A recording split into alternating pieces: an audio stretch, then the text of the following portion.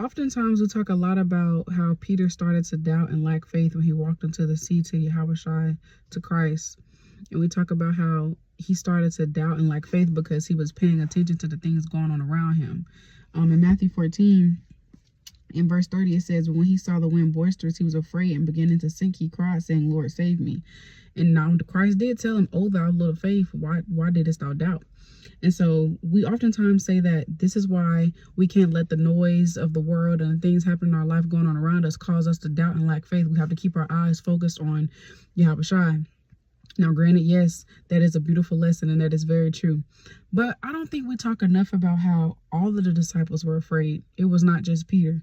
But who was the one that stepped onto the water? It was Peter. It was Peter. So granted, yes, he did doubt and lack faith in that moment. But we all doubt and lack faith in moments. And we're able to repent. And because we know Hebrews 11:6 tell us, it is not possible to please God without having faith.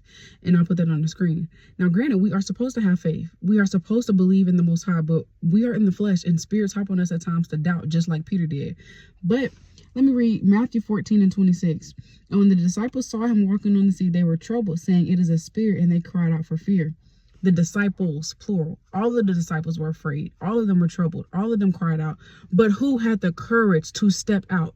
Who had the courage to move and do something even in the midst of fear? Peter.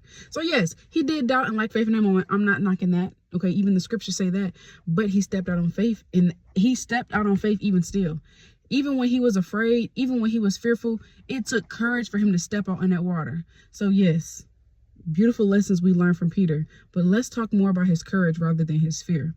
And let this be a reminder that where your fear is, that might be where your mission is, because you might be afraid to do something, but step out on faith and do that thing, because we can do all things through him, Yahawashi. And always remember that keep your eye on the Lord. No matter what's going on in your life, keep your eye on the Lord. Keep your eyes on the main goal. Keep your eyes on the end goal. Keep the main thing the main thing.